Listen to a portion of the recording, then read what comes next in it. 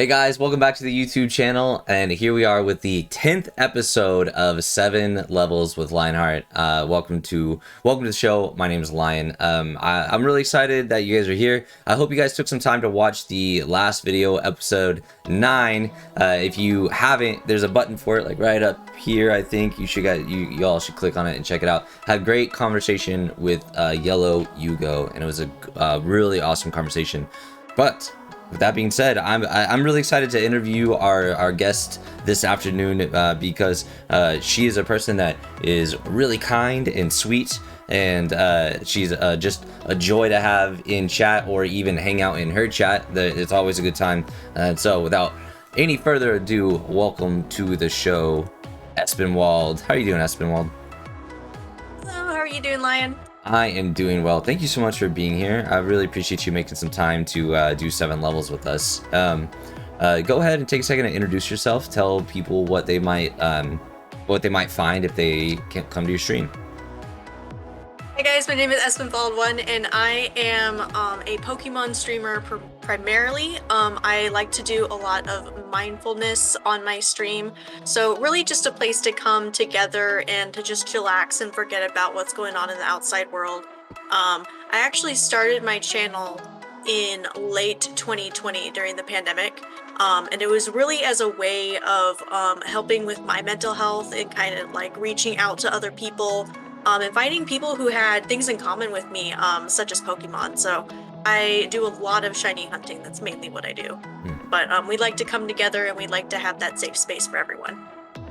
I think what you just said is actually so really important, that streaming was so vital to so many people during COVID, and it's incredible to see the communities that have been founded during the COVID process. So yeah, because I think that's about when we met, was around that time, was during quarantine and stuff like that. So Yeah. yeah, really great process, and really happy that you're doing that. So I know a little something about you that I think would be really interesting to use as a little icebreaker. You have a very unique job. Can you tell us about that job a little bit? So I am a archaeologist in cultural resource management right now, working at a company in Arizona. So basically what I do is it's my responsibility to make sure that I protect archaeological materials, finding new sites, protecting old sites that we have. I do a lot of laboratory work right now. So I am analyzing artifacts. I'm actually currently in the process of being trained on ceramic analysis. So there's a lot that goes into looking at different pieces of ceramics, figuring out number one, how old they are. Number two, what the material type is. Number three, how was it produced? So I do a lot of work like that. I also make sure I'm in the process of curating artifacts and making sure that they are protected and they are sent to a repository where they will be housed in like an isolated area, so that way it's not further damaged by the elements or any other digging for that matter. That is so So yeah, that's cool. kind of my job. Uh, that is so cool. You know, in a different life, you and I would have had the same job. In college, I got really fixated on ancient languages, so Hebrew Hmm. and Greek, and Hmm. I almost took the route of working for the Green family, who is the family that owns Hobby Lobby, and they also own like a ton. They have like a huge dig monopoly over there in like the Oh Mediterranean wow. area. So Hmm. they Hmm. have. I've been to their warehouse and seen like just aisles and aisles of artifacts that are just sitting in Oh like the wow. perfect room to keep them. And I got to hold some like really old stuff, and so it's like, I don't know, Yeah. that I sometimes I'm just like, man, what if, I mean, no, it could have been, you and I could have been museum creator friends, so that would have been really fun. Yeah, we could have been. But I think that is so neat. Maybe what do you think is the, well, I know some of the things in your job you can't actually talk about, but what is maybe the coolest opportunity you had as this job? The coolest opportunity that I've had, since this is my first job, out of college, actually, that relates to my field, the most interesting thing that we've done so far is we've actually, my company helped to excavate a really old cemetery. I don't remember. I don't think we're still in the process of trying to figure out how old it was. I'm not really certain how old it was. I think it's like 700 AD, something like that. So we were able to excavate a whole cemetery, which was super cool. Um, the only thing that makes me sad is that we did have to excavate those, we call them individuals. We don't call them human remains or people. We call them individuals in my field. Um, we did have to excavate almost 100 of them in this one area. Um, and we have to do that because there's, construction companies, they buy up the land. And for my job specifically, you have to have an archaeologist on site if you are working on developing any type of federal land. Because, we weren't the first people here. So there's been thousands upon thousands of years in history that's underneath the ground that people don't know about. And so we had to help to excavate those individuals out so that way the company could actually start building their whatever building they were building there. Um, so that was pretty neat, and we got to see some really cool things. I can't speak too much about it, but yeah, it was super. That's the coolest thing I've done so far. It That was is really cool. that is really neat. Hmm. Um, I wish I could ask you a million questions about that, but I imagine all the questions I have are like the ones that you can't talk about. So, Hmm. but Hmm. well, thank you so much for coming to the show. We are here to play 7 levels, so let me take a second and explain 7 levels. Basically, I've designed 7 levels to be uh, a show in which streamers can take some time to talk a little bit more about things in which they don't have time to talk about in chat, based off of people coming and going, and just the process that is streaming that makes it really hard to hyper focus on something for a long time. And so I thought it would be great for communities to be able to hear their streamer talk about some really specific things. And so Hmm. I thought of 7 levels in which the questions start off really shallow and then they progressively get deeper and deeper as we go. And the only Hmm. goal is that at the end we've had a good conversation. So with that being said, Espen, are you ready to play seven I am levels? totally ready. Totally ready. Okay, 100% ready. Espen, level 1. Your question is, what's your favorite flower? Ooh. That is a very interesting question. I have a whole bunch of different flowers I actually really like. Edelweiss comes to mind first, only because I'm very interested in number one, The Sound of Music is my favorite musical. So there's that song Edelweiss in it. That's my favorite song. Um, I'm also really interested in like Germanic languages, so like German. I took a couple classes in high school for German, and I really want to move over to Germany at some point for my master's or my PhD, hopefully. You know, I would like to be able to do that. Um, Other than that, carnations are my favorite. I don't know why. I just really like the frills on carnations. I think they're very intricate. I think they're really pretty. Mm. And there are a lot of them are pink, and pink is my favorite color, so. Well, dang it, you answered the next question. No, I'm just kidding. But well, interesting. I don't think I've ever heard anyone say that. I actually want to look it up because I actually don't know what kind of flower that is. Can you spell that for me? The A or Which one? yeah, Edelweiss or actually Edelweiss. I don't know how to spell it. Edel. It's probably got E a D W in it, huh? Oh, there it L is. Yep. S. Oh yeah, those are pretty cool. Mhm, mhm. I'll Aren't they try to. super pretty? I'll try to put a picture of it up here. That way people can see it when we're looking at the Mhm, video. Those are really unique. I've never seen anything. I live in the Midwest, so we don't have flowers like that. So, mhm, mhm. um, okay, cool. Well, that's level 1. Not too bad, That's huh? level one. Nice. Yeah, no, not too bad. Level 2. Espen,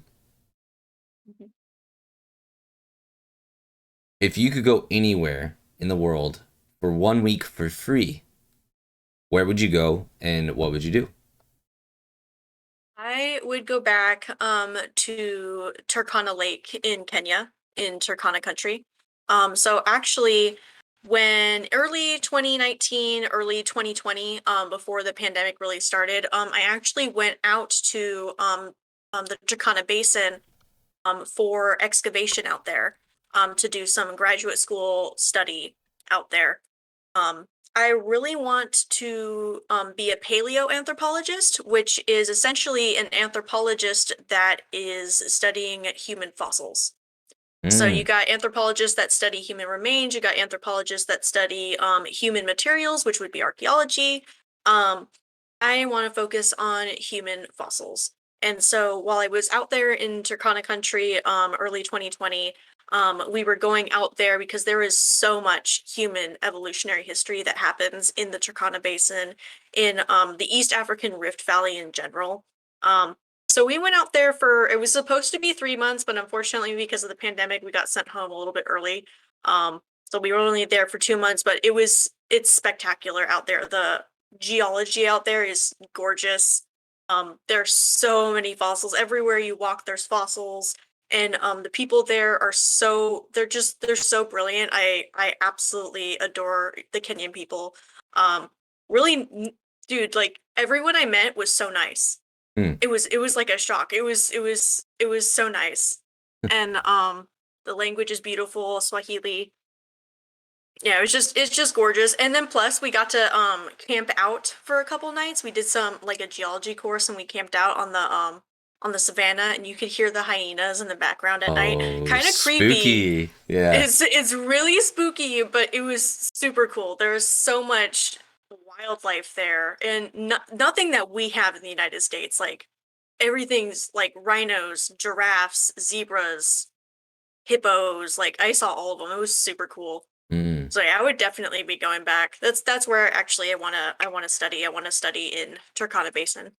Well, if you end up doing that, I fully expect you to make some sort of blog that I can watch because that sounds so Oh yes. fun and so interesting. Like, or at least take one video that I can see. Man, Hmm. that is super cool.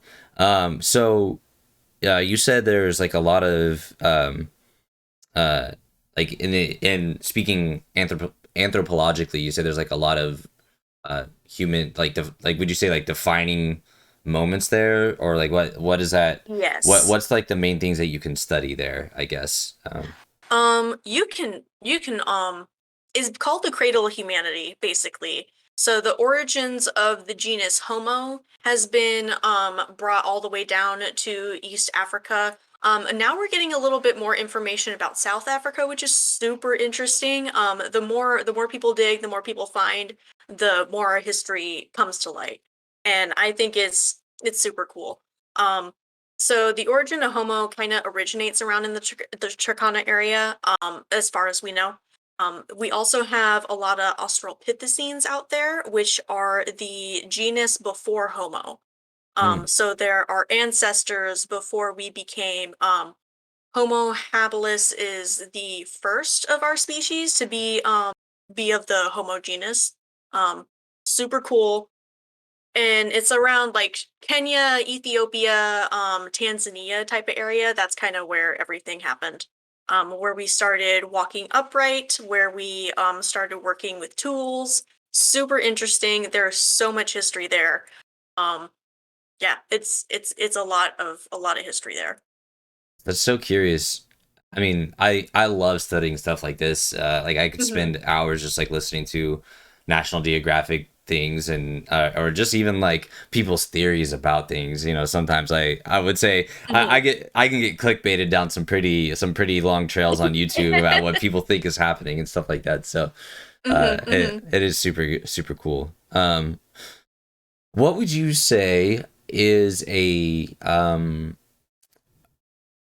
major misconception or like false, how could we say this, like something that you hear people say a lot that just like isn't exactly true about Hmm. anthropology and in like the way humans have developed?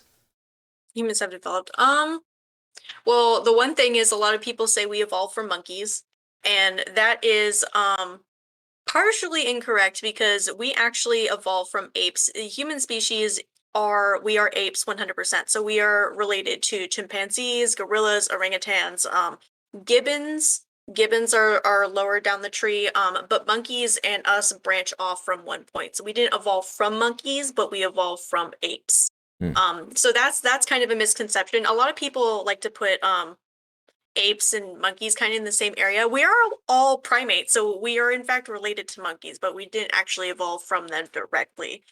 Um, so that's kind of the cool. I guess it is a misconception. Yeah, it's a major misconception. So when you look at also monkeys do not brachiate. That is when you know how you see chimpanzees and they swing from tree to tree Yeah. with their arms. It's actually called brachiation. It's like your full movement of the Oh, how far back they shoulder can. blade. Yeah. How far back they can do that. It's called brachiation. Um so when you have monkey bars, those are actually ape bars. Ah. Fun fact. Oh. Wow. How cool is that? Yeah. Okay. So Uh, I'm that's one a of my things that my professors would make fun about. They're like, "Oh no, it's not monkey bars, it's ape bars." I'm gonna put that in my pile of dad jokes to throw out there every once in a while. Pile of dad jokes. Yeah. Well, okay, awesome. Thank you. That is level 2. Well done. Level 3. Espen. What is your first memory? Oh, oh, that's an interesting one. Actually, my first memory is in my room. I'm actually in my childhood bedroom right now. Um, my first memory I have is tying my shoes in that corner.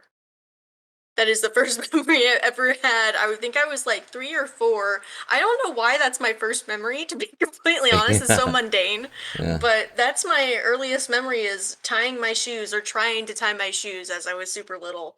And my parents were down the hallway and we were going somewhere. I don't even know where we were going. But that's my earliest memory is tying my shoes in my own bedroom. Well, do you remember succeeding or failing I or think I succeeded. I think I succeeded. It's very fragmented, but I think I did succeed in tying my own shoes at 4. Well done. Good job. Yeah, 4. I mean, 4 is around the time that we start like begin to remember things, you know. So some people can reach back a little bit further, but that is like pretty average time in which people remember. So cool. Do you have a memory that isn't maybe your first memory, but it is an important memory? Like it's like one that does like you. There's no way you could forget it, or there's no way you'd ever let yourself forget it. Like either like in either categories of that. Hmm. Does it have to be this is going to sound really weird, but does it have to be a real memory What do or you can it be a mean? dream? Can Oh, it be a dream? yeah, sure. It could be a dream. Yeah, I remember some of my dreams. Yeah. Yeah.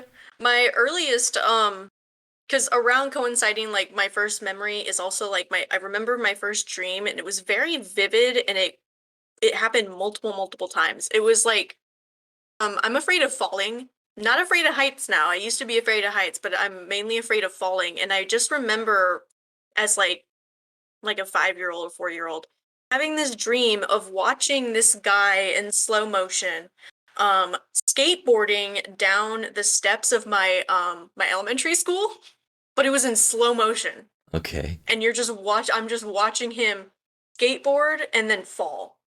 Hmm. And it's like in sepia tones. It's like a really vivid dream that I've had, and I would have it so often that I remember this dream from like when I was super little. Very weird. I don't know how else to describe it. It Well, was a dude skateboarding. does it mean anything for you? Like, or did it mean anything for you? Other than I was afraid of falling over and scraping my knees, I think that's mainly mainly where my fear comes from, just falling. Which I think is hilarious because I am super clumsy.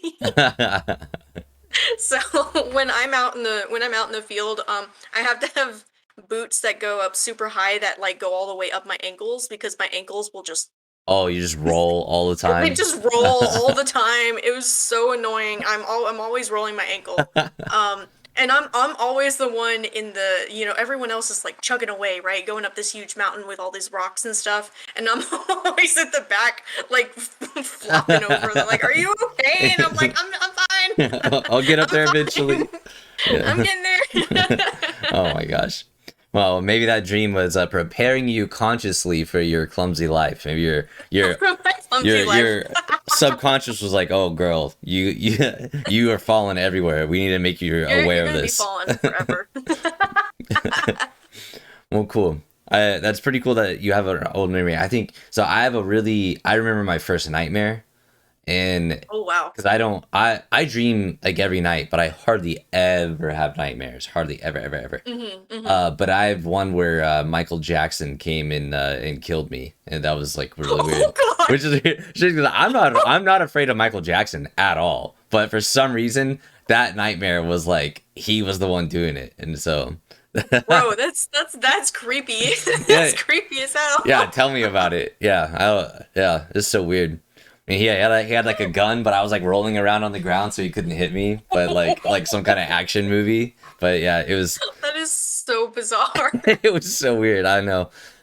So dreams, man. That'd be another thing that I would if I would love to like know more science behind dreams. Hmm. Because but the brain is so wild. But well, very good, very good. That is level 3, Espen. So, Level 3. just so you know, level 4 is where things start getting a little bit spicier. Okay, level 4 Hmm. is the halfway mark, and we tend to turn it up a little bit and get a little bit deeper. Okay, Okay. so level 4, Espen. What was your first confrontation as an adult? Ooh. Ooh. Hmm. Hmm. I have a lot, so I'm trying to think about it. Uh, I have a Or I lot. mean, I guess if you have a lot, maybe you can pick a juicy one and we can talk about it. Or A juicy one that we can yeah. talk about. We want to talk about old roommate trauma. Drama. Hey, I've had roommates. Let's do it. Yeah. Let's do it. Okay. So, when I went to college, I went to college with my best friend. We are not best friends anymore. So this is where it gets juicy. Hmm. Um, so we went to college together. We roomed in the dorms for 2 years, and then our university was kind of dumb and they kicked us off for junior senior year, which is really rude because when we applied, they said, "Oh yeah, you're always gonna have housing on campus." Then they changed it, and we're like, "Okay." So we find this house, and both my parents and her parents basically paid up front for the last 2 years to the landlord. So essentially, me and her owned technically owned the house because we didn't have to pay rent or anything like that because it was already done by our parents. Thank God. Super super helpful. But so first thing that we wanted to that I wasn't comfortable with her boyfriend at the time because her boyfriend was not very nice to her at all, and they had broken up like 5 times before we moved into this house. And you know when someone breaks up and gets back together with someone at least 5 times, that's not going to work. That's a major red flag, y'all. If you ever have an issue, it's a major red flag that's not going to work. Um but she told me, "Hey, so he's being kicked out of his house, um, and he's going to be homeless if we don't let him live with us." And I was like, okay, like, I feel really bad for him, but at the same time, like, I don't want him living with us because you guys have these issues. So if he can't find a house by the time that, we're ready to move in, then I guess he can move in with us. Um, and she's like, okay, I'll tell him that and he'll try to find a place. He never looked. Yeah, of course Never not. looked at all. I'm honestly convinced now, looking back at it, it's been like 3 or 4 years now. I think she lied to me saying that he was going to be looking for a place. What she ultimately wanted to do was because we wanted to split up the rent by everyone. Mm. So everyone who's in the house, it's only fair. It's a small house and there's like 5 of us. We were going to split it up evenly, kind of like that. She wanted to have it split up between her and him in one room. So it would make it way cheaper for both of them to be in that one room. And looking back at it, like that's an okay thing to talk about. Like if you wanted to split up the room like that, because it is once you have like the bigger room, you split it up. you know, money is money, right? And so, yeah, basically what she did is she lied to me and stuck her boyfriend in the house, and he lived with us. And lo and behold, they broke up, and it was not a good breakup. It was a very messy breakup. There was a lot of yelling, a lot of breaking things, lots of screaming. It was not a comfortable time. Mm, It was not a comfortable time. And that was kind of like one of the main confrontations I had as a an adult, I guess, trying to live. And this is your best friend. Like, this was my best friend, and I was trying to be like understanding and like, like trying to help her out and stuff like that, but at the same time she kind of never took anyone else's feelings into consideration when she did things.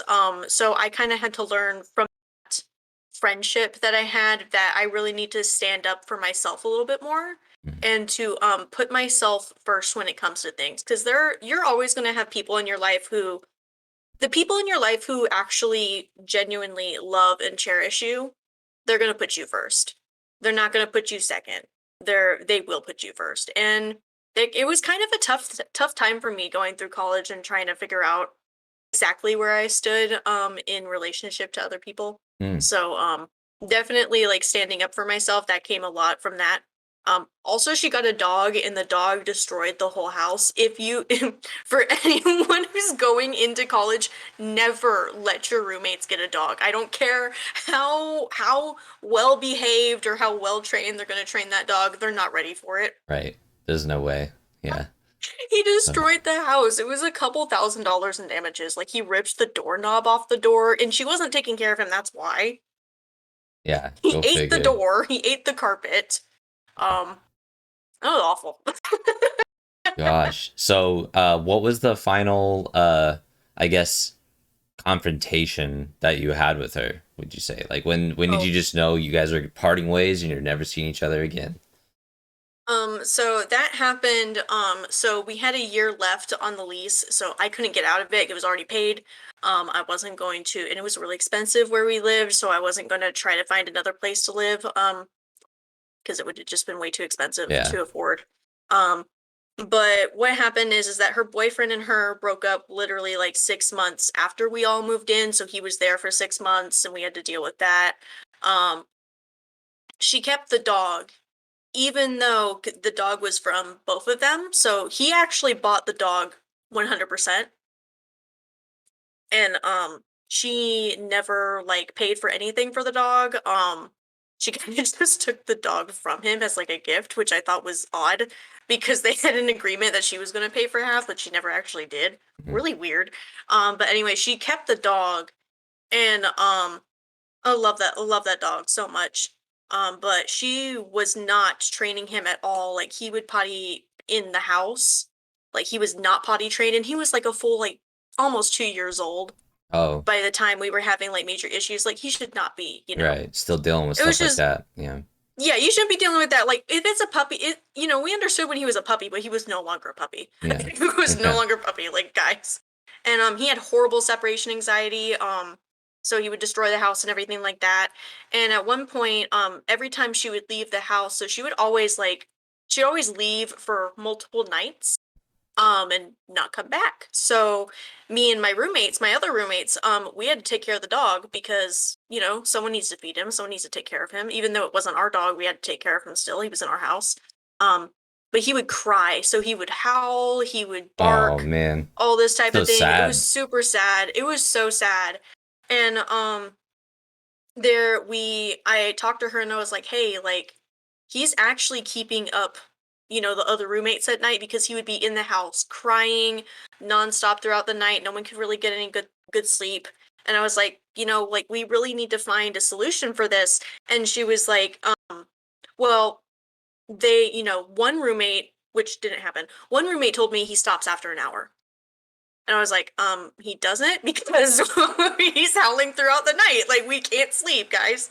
Um, Also, that's not any better anyways. Yeah, he howls for an Yeah, hour. it's I'd not even like better anyways. yeah.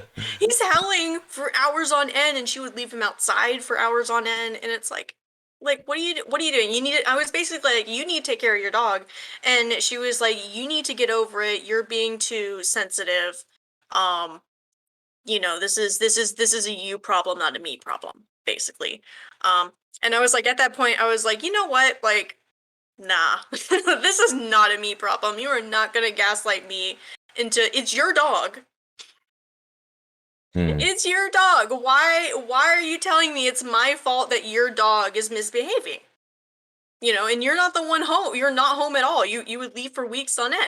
And Hmm. so it was like at that point where I'm like, okay, this is a no-go. This is Yeah. a no-go. I also another kind of fact about me that I think I'm pretty open about on my stream. I do suffer from anxiety and depression. So I do have so that mental and mindfulness aspect of my stream. I like to promote that a lot. I'm a major advocate for mental health. Um, so basically, my friend, who I thought was my friend, she knew about this. We've been friends for 7 years. And she told me that it was my fault that I was being um that I'm making myself sick with stress. That's how she put it. And that was kind of a slap in the face to me, for someone who said that they supported me, they understood what I was going through, and I would talk to them Hmm. a lot about my struggles and stuff like that, and to thrown back at you saying like, oh well, you're just overreacting, everything you're thinking about is too much, stuff like that. I was like, okay, no. Like, no, I know my own worth more. So it was kind of at that point where I was like, okay, we're done. Hmm. And I didn't talk to her for a whole year after that. So, Wow. and we still haven't spoken. We still haven't spoken ever since then. So yeah, Huh. you know. It's I've seen a very similar thing happen in my friend group. A lot of my friends got a house together right out of Mhm. college, or actually, I mean, in Mhm. college. But I went out of town for college. When I came back, I moved in with them. But when I had gotten back, that really similar thing had happened. Like friendships just fracture, and Mhm. Mhm. it's an interesting idea to think about how much baggage people keep with them at home that they don't show in public. And so then once you move into Yes. someone's home with them and you bring your home with their home, it's just like everything Mhm. comes to fruition then, because it's like all the stuff that they weren't Mhm. taking out with them, right? Um Yes. so like, because would you say like you you said this girl was your best friend before college? Mhm. Or Yes. yeah, Before college, yeah. and then it's just like you probably had no idea it was gonna be like this at No. college. No. Yeah, Mm-mm. it's so strange how that works. Like our I feel like that would be an interesting case study, even, is to see how many of us are our worst person that we can be Mhm. Mhm. when we're home.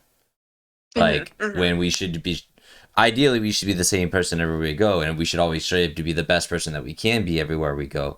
But sometimes Mhm. it's more like people do the best that they can out in public, and then the worst that they can at home. um Exactly. and that's sad, right? That's like sad. Yep. So Like um I understand for her it was she had a lot of troubles growing up at home. Same thing, kind of like me a little bit. But she had a lot of trouble from home, and she didn't like to show it at all, so she liked to shove it down really far. So a lot of what was troubling her never really came to my attention until we started living together. And it just it just came out. Sometimes if you're not taking care of your mental health and your own self-worth and stuff, it will come out a little bit not how you intended it, especially when you live with other people. So it was a wake-up call, trying to learn how, like, where your how should I explain that, like, where your boundary should be, like what's a healthy boundary between you and like other people, like how you can mesh together. It's still a struggle, and I don't even think I know. Being kind of like an established adult now, like I don't even know how to work through all of that yet too. So yeah, and it's well, a process. each time you try it's going to be different, right? Because everybody's different. Yes. Mhm. So Mhm. there's not like a cookie cutter way to fix Yeah, it, no. unfortunately. Yeah, how nice would Mhm. that be? Exactly. So you did mention something that I'm interested in following up on. You said earlier on when you were talking about this, you said it helps you to understand your man, how did you phrase it? Something about to understand your what word did you use? Basically, like understand your relationship to other people. Hmm. Hmm. So how how do you think your relationship to other people is like how would our that's not a good way to ask that. How do you gauge that? How do you approach understanding where you stand with other people? Where you stand with other people? That is a very good question. I feel like as I get older, I'm gonna learn more about it because a lot of it has to do with how well do you know yourself. Um, I kind of went a pretty long time through as a teenager and then as a young adult. I was giving a persona that wasn't actually me to a lot of people. Because I had a lot of things going on at home. I had a lot of things going on, with my mental illness. And so at a point you start masking it and you're like, okay, well, I'm insecure about who I am. So I don't want to show that to other people. So you tend I for me, I don't know about other people, but I kind of hid who I am for a really long time. Um, so it's really, I feel like knowing relationships between other people, you really have to know yourself first. And who are you really? Who are you really? And how can you relate to other people as your true self? Now I think I've gotten to a point, I'm in my mid-20s now. I know myself I think I know myself very deeply. I've been growing a lot through this past year, even the past 2 years, figuring out who I am, what my values are, um, where I see myself as a human being, and kind of like taking myself and looking from an outsider's perspective and seeing who I am. And I feel like I've grown a lot from that. And what you guys see on stream is probably the most authentic version of myself that I can say I've been for a very long time. Um it's and I've actually had a lot of people, like, I don't know if it's like because I'm more open now, a lot of people will come to me now. I'm finding more relationships with other people than I didn't think was possible. I thought I was going to be a loner and die with my 20 rats. I love rats. Oh, really? Oh, cool. Yeah, I thought I was going to die alone with my 20 rats and not have any friends or anything like that. It took me a really long time. Hmm. So, but yeah, so it really, I feel like knowing where you stand with other people really depends on how you understand yourself and also a lot of communication. You really have to be like when, if something would bother me, I trained myself like, hey, my opinions, this is an overreaction. It's not an overreaction. If you're having an emotion, you're having that for a reason. Um, but I was taught to not have an emotion. So, I would just put it away and I would basically any of my boundaries, I would just kind of like push them back, because I thought that my emotion and my opinions didn't matter. But it does matter. And as soon as you have that open communication, like, hey, like this doesn't sit right with me. Is there something that we can do to change it? When you start having the conversation going, I feel like that's really where you can get to how you work with other people in the relationship with other people. It just gets better once you're more truthful about it. Hmm. Yeah. I don't know if that answered your question, but It did. It did. It's it very, did. Okay. very insightful. I can tell you've thought about this before, So Hmm. I really appreciate that answer. And congratulations. That is level Well, 4. thank you. Well done, Espen. How you feeling so far? You're halfway through. Feeling pretty good. Yeah? Well, you're doing great. You're doing great. Okay. Espen, level 5. I made this question specifically for you. So I hope Oh, okay. um It's fancy. Fancy yeah. question. uh, how do you think Twitch supplements with confidence building, and are you able to take the confidence you are earning in Twitch and apply it in your real life? or sorry, I shouldn't say your real life because you are streaming in your real life. Are you able to Mhm. apply it in like your day-to-day living? Absolutely, 100%. I have noticed a huge improvement of my confidence and my ability to talk to other people through Twitch. I actually didn't think I thought I was a pretty good like public speaker, stuff like that until I started Twitch. You have so many like because you have a live chat and you have to interact with people constantly. You get really good at thinking on your feet and learning how to answer questions while multitasking. I mean, like shiny hunting on top of it, you know. It's hard to balance both of them, but I feel like I am more outspoken and more confident in how I react to people and how people like even this like interview right now. I feel like I'm better to answer questions like this because I have a lot of that experience on Twitch with just the constant questions, the constant conversation starters, stuff like that. I feel like I've gotten a lot better at it. And I think going forward in my career, I really want to go into academia, research in general. So teaching, I really like to help other people with learning. So definitely like the teaching route into like being able to give presentations and like professional things like that. I feel like Twitch actually has helped me a lot, which is very interesting. Because the whole time we're talking about, Pokemon and we're shooting the shit, you know. Yeah. Yeah. But I feel like it helps a lot. Yeah. So, do you think you so do you think there's like a dangerous line where people are unable to take what they are the experience they're getting on Twitch, whether it's in chat or whether it's on this end of it where we're recording? Like, do you think there's an area where people like leave all the stuff they're learning at Twitch and then behind them and then go into the community and like uh, sorry, I don't know how to word that quite the follow up question very well, but basically like. Do you think there's ever the opposite of what you just said, where people are leaving all the stuff that they're learning in Twitch and then still going into the community and failing Mm, at things? mm. Feeling their social interactions and things like that.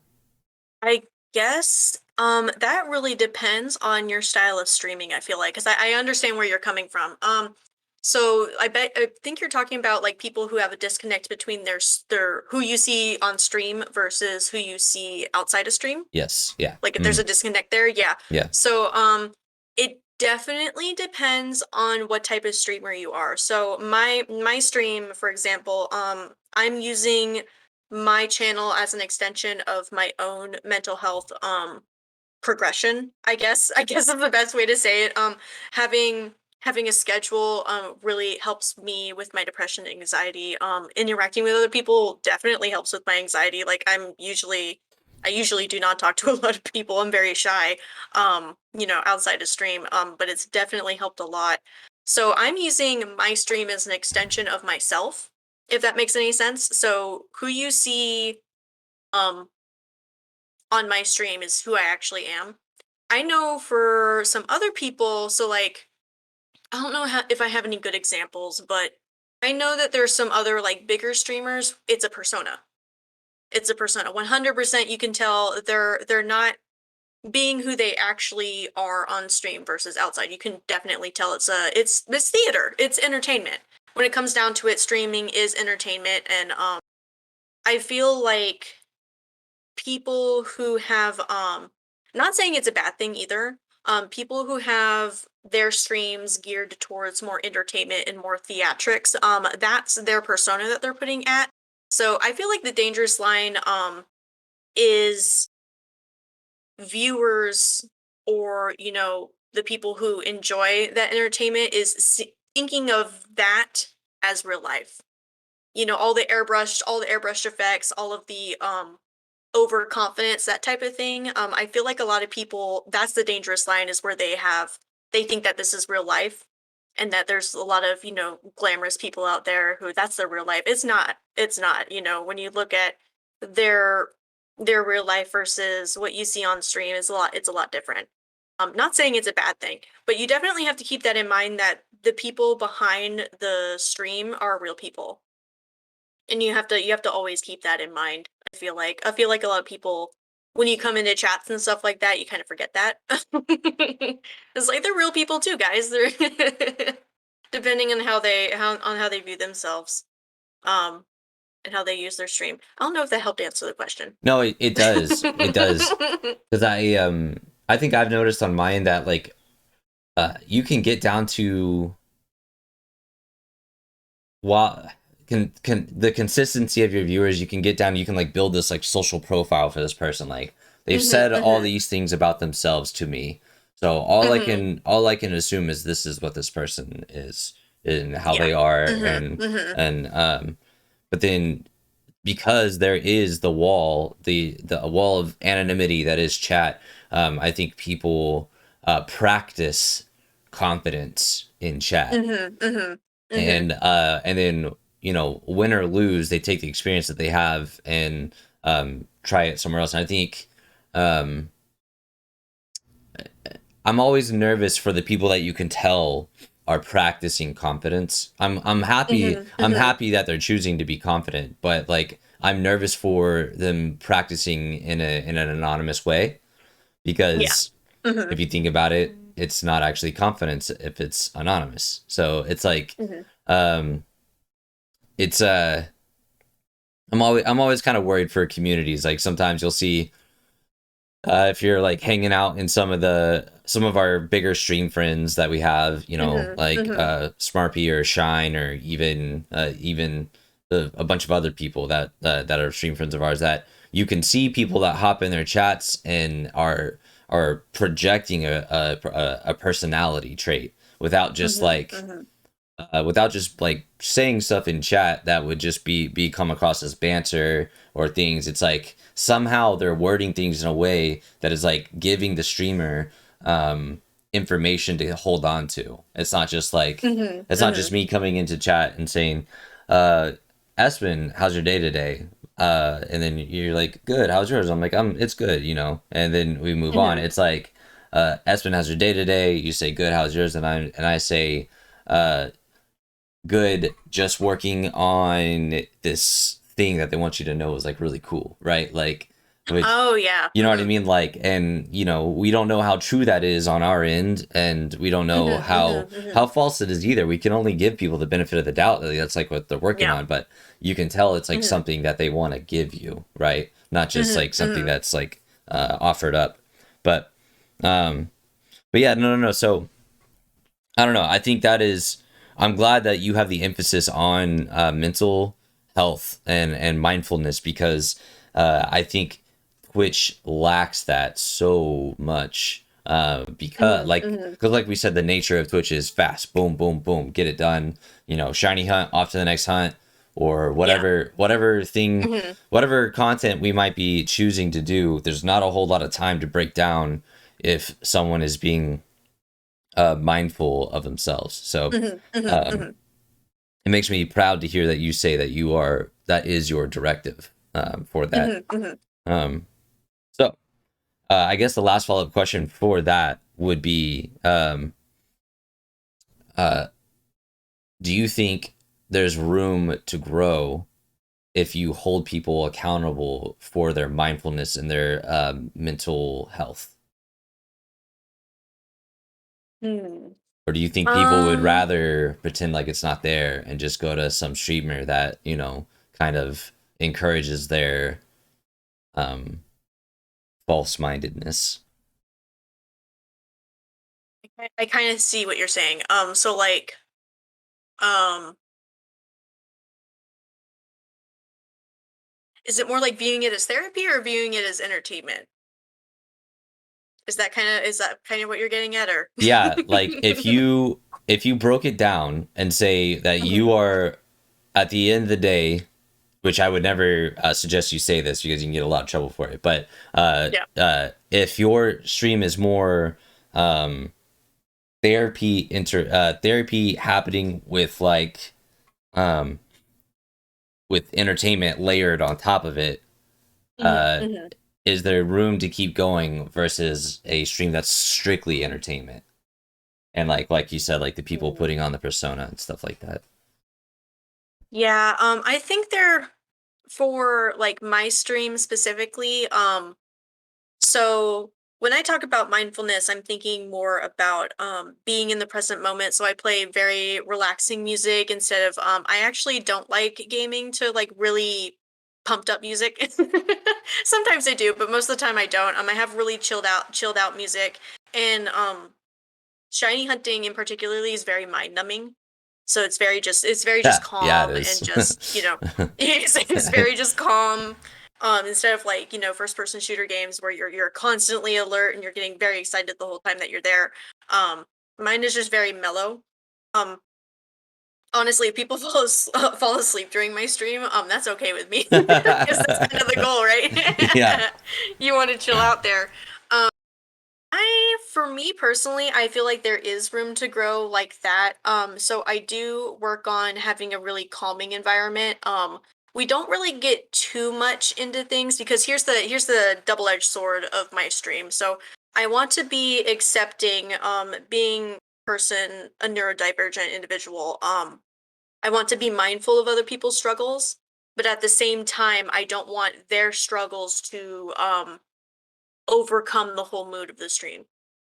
So there's a term called trauma dumping that has been coming up in some other I've seen some bigger streamers where that's been happening where people will just come into your chat and it's a safe space, but what they're doing is they give a lot of trauma and they'll just put it in chat instead of Yeah, actually yeah. asking the streamer or the community if it's okay to speak about such topics. Yeah. Like because there are some topics that you know like maybe violence, sexual assault, um other triggering things like that. hmm Sometimes you don't think about how, because if you're going through trauma, you kind of just want to blurt it out there sometimes, you just blurt it out there and you don't think about how your trauma might affect someone else's trauma. hmm um so it's a very double-edged sword. So I try to keep we can talk about things and we can talk about the struggles we have in my chat,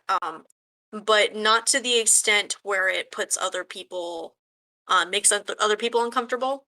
Um, because then again, I'm just a random person on the internet. I do not have a degree in psychology. I don't have a certification in therapy, or counseling, anything like that.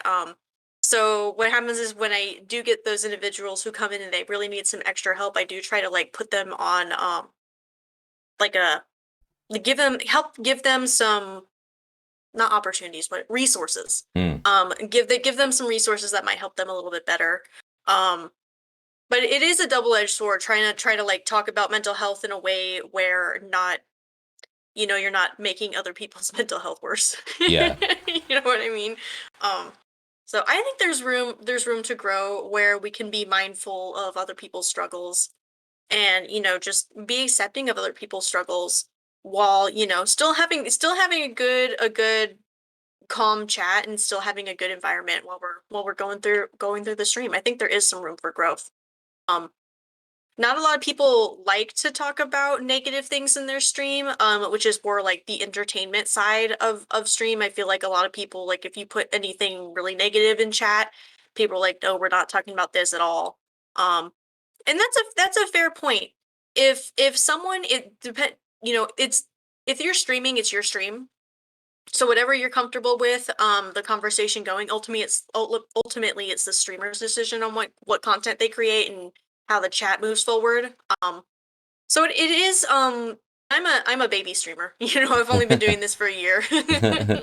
So I'm still working through the motions like that on where to draw the line and how to help everyone else have a good time at the same time. So It can be yeah. really tough because Hmm. there's always that lingering thought in the back of your mind, like, what if you're that person? What if you're actually the only chat that they told?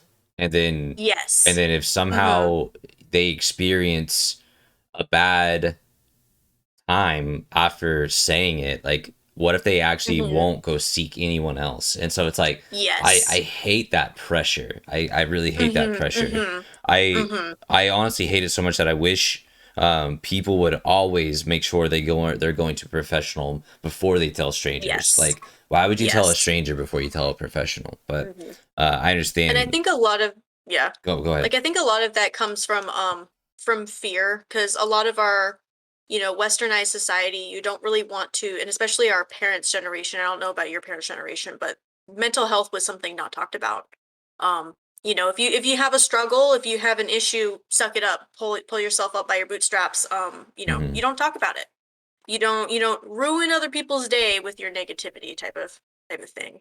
Yeah. Um, so, but I feel like as we're going through, each year gets a little bit better and better for mental health awareness. I feel like a lot of people are more aware now of issues like depression, anxiety, bipolar disorder, schizophrenia even. Like there are a lot more people who are more open to talk about these things, and as the mental health profession kind of gets a lot better, because it's not 100% by any standards. Hmm. We still have some issues where it comes to mental health treatment and Hmm. counseling and stuff like that. I feel like it's been getting better, but a lot of people, I still, even people in my generation still struggle with talking to people, or seeking out professional mental health services, because of that stigma that Hmm. surrounds it, because they don't want to be seen as weaker because their brain isn't thinking the way that society expects their brain to think. And I like to tell those people that the brain is an organ just like any other organ in your body. If you have, cancer somewhere, you're going to go to a doctor. So you want to go to a brain doctor, and it's okay that your brain doesn't, function the way that everyone else's brain works, because not everyone's brain works the same. Hmm. So, Yeah. Huh. Yeah. Well, I think that is a wonderful answer, and so I hope anyone who is listening right now has heard Espen and said, and realized that there are safe spaces to be, but there are also safe ways to express yourself. So it's hmm like you said, it's like a two-way road. hmm So you trying gotta to find that balance there. right. You gotta do the right thing. And so congratulations, Aspen. That is the fifth level. Well done. You only have two more questions left. Here we are, Oh wow. running. We've been running for an hour now. So can you believe that? Oh wow. So, Yeah, no. um, so with that, here we are in the sixth level. I'm going to take a second to announce the sixth level sub challenge for you noble few that have made it through here. This announcement is for you. The first person to go to Espen's chat. When's the first time you stream after Wednesday, or do you stream Wednesday night? Stream Wednesday night. You stream Wednesday night? Okay. So Hmm. Wednesday, this thing is gonna go live on Wednesday. If you guys go into Espen chat Wednesday night, or it's really just the first person to get there and say, I made it to the sixth level. Espen will DM me who you are, and I will come and I will gift you a sub to Espen's channel. Or if you already sub, I will just gift Espen a sub to the community in your honor. So make sure it's first come first serve. First person to do it is the winner. So make sure you head over there. The keyword is I made it to level 6. So with that being said, Espen, are you ready for level 6? Oh yes. Okay. So your level 6 question. Would you say that you know yourself Oh, completely? that's a very deep question. No, the answer is going to be no.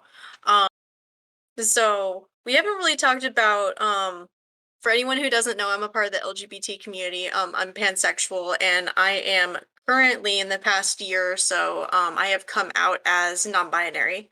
Um, so I've kind of been, and it's weird to say that. It's weird to say that because I never really put thought of it earlier, in the past years. Never really thought about my gender identity. I thought my sexuality was done for. Like, hey, we already went through this mess, this this whole difficult process of, figuring out my sexuality. Now let's throw gender into it. Like, let's throw that into it. I go every day, learning more things about myself than I would have done before. So I would say no, I'm still learning. I'm still learning about myself, where I lie, both like on my gender identity. Yeah, pretty much my gender identity is the main thing that I'm not struggling with, but like trying to flesh out what it means. Trying to flesh out what it means for me. Um, so yeah, that's I don't know myself. Mm. But I think I'm learning myself better every day as I move forward and kind of like accepting all the nuances that I have. Trying to do that. Can I ask you some follow up questions about all of that? Yes. So, for those listening at home, the way I understand it, pansexuality is the you are not sexually attracted to gender per se, but actually more character, right? More of a Mhm. Mhm. okay, and then so Not non-binary. very. Sorry, sorry. Like I said, my mouth is just not working today. No, you're all Non-binary, good. non-binary is a a status that gets rid of the one option or two option of gender. So uh, Mhm. Mhm. in a summarizing statement, you are a um, a person without gender who is attracted to anyone uh, Mhm. that Mhm. and gender doesn't matter, Regardless of regardless. gender. Yeah. So Mhm. and so would you say in the process of trying to understand the piece of the puzzle that you're missing, would you say you do well? Actually, a puzzle is a great metaphor for that. Would you say you're actually laying out all these pieces on the table and figuring out what size piece that needs, or do you think that piece is actually gonna redetermine your puzzle? Yeah, so it's very varied. It's very complex to think about. Once you deconstruct gender and what it really means. So, in an anthropological perspective, I think a lot of this has come from kind of my education and my background. Um, from an anthropological perspective, gender is a social construct. So, what that means is that it's real, but it's not based in biology. So you have multiple different cultures throughout the world where you have more than two genders as we have in Western society. So for Western society, you have male and female, or not male and female, that's more like biological terms, but you have man and woman. And it's very binary. You either fit in one or the other category. You can't really go in between. You can't go outside of it. Um, it's very structured in that binary, which is it's how our society, in a westernized society, that's how we view other people. Um, which is fine. That's how society views that. When you look at some other communities like indigenous communities, or like some Asian communities, other places where they'll have more than one gender identity. So they'll have man, woman, um, someone in between, um, someone who we would call transgender. So I can't really speak for like 100% on so like the Native American community. They do have a terminology called two spirit, which is how we would define like transgender. So someone who's born with one set of who's born and viewed biologically as like male, but maybe performs more feminine traits, more feminine roles in the community. So it really depends. There are a lot of places that have more than one gender. There's a is we're human, we're human. And we can see that throughout history. So ancient Egypt actually had a lot of non-binary gods, goddesses, um, or just deities in general. Um, very, very unique, very interesting. And human sexuality is so weird. This human sexuality and human gender conception is so very strange because it's rooted in how we view ourselves and society. So it's not really rooted in biology. A lot of it comes from biology, but it's not 100% rooted in it. I don't know. I feel like that might have been like very a roundabout way of explaining that, but basically, because I have that background, I understand that gender is a social construct and not strictly biology based. Um, it kind of gave me the freedom of exploring that aspect. Like, why do I feel I'm very feminine presenting? As you can see, you know, you would see me and think she, her pronouns, stuff like that without asking me. You that's just how I present myself. Um, but hold on, I had a brain fart. It's okay. um Yeah, so I'm very feminine presenting, so unless you actually like asked me, or unless I actually told you, you wouldn't know, right? So it really, because I'm like, what does it actually mean for me to be female? You know, or do I feel like more like a man in terms of our gender roles and stuff like that? Do I feel like a more a man? It's really weird to me as I'm going throughout this year. Some days I wake up and I'm a man. Some days I wake up and I'm a woman. And some days I wake up and I'm like, I don't even care. And it's very weird. And a lot of people don't have that. A lot of people, you know, you wake up, I'm a man. You know what I mean? Like you don't have that, you don't, or you don't even have that question. You don't even have that question about it. Hmm. I've been noticing every day that I'm doing things not that's expected of my given at birth gender. So Hmm. yeah, it's kind of a weird experience as I'm working through it. I might even be more like gender what is that called? Gender fluid. Fluid. Yeah. So gender fluid, non-binary are people who just usually the term is used for someone who doesn't adhere to the binary of man and woman, someone who can either be in between or outside. Um, that type of thing. Gender fluid is more like you're a spectrum Hmm. and you're moving back and forth along it, and it kind of doesn't stop. It kind of Hmm. does this all the time. So yeah, it's just you know, learning more about myself, and every day I wake up in the morning and I'm like, I have that, you know, I have that thought and I have that feeling, and you know, and it's normal. It's normal. When I was, and I had this kind of so when I was younger, when I was a teenager, I had a phase where I thought I was transgender. So female to male. I thought I was full on like an actual man. Um and I was, you know, I was thinking about it, looking more into understanding people's stories who were transitioning and stuff like that, and I was like, okay, wait, I'm not exactly that. I'm not exactly at that point yet. So it's just it's very interesting. As you grow older, you get to learn more about yourself, and you get to learn more about, you know, these weird nuances that make you you. And I'm I'm at the point where so a lot of people ask me, okay, what are your pronouns? And me personally, I really don't care what other people give me.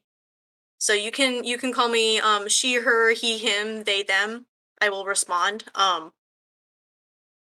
Yeah. So I'm kind of at that point in my life where I'm like, I don't know myself 100% yet, so I'm not going to force other people to do it some other way. But not everyone experiences that way too. So Hmm. a lot of non-binary people do not feel comfortable with she, her, or they or he, him pronouns and prefer to go by they, them. It really just depends on the individual. But yeah, I wake up every day and everything's new. So it sounds like then in the metaphor of the puzzle, then Hmm. it's very much like you do have some pieces that you would say are like firmly set. Like this is Hmm. something Hmm. true about me. This is something true about me. True about me. And then you do have a couple pieces that are gone. But it sounds like instead of finding that piece, um, and are fine are like accepting the piece that doesn't fit, it sounds like you would rather just have the piece that fits, in which is Hmm. and for you in this case it's fluidity. um Hmm. for now, you know, because it sounds like you said, we don't know ourselves all the way yet, so yeah, Hmm. it could that could go to anything eventually, so Hmm. wow. Or I have a missing piece and I'm not troubled by that missing piece. I will allow my imagination to fill in that part of the puzzle. Oh yeah, that's an interesting I way to think will, about it. Yeah. yeah. Um. Well, awesome, Espen. That's level 6. Thank you for being honest and open about that. I really appreciate you for that. Um, Here we are, level 7. This is the reoccurring question for season 1 of 7 levels. What is a change in the world you would like to see but aren't sure you have the power to implement? Hmm. So I've had varying answers to this. Some people have uh, approached it with different levels of depth, and that's okay. So you Hmm. can kind of take it how you want to. Um, well, we could talk about my overall goal, I guess.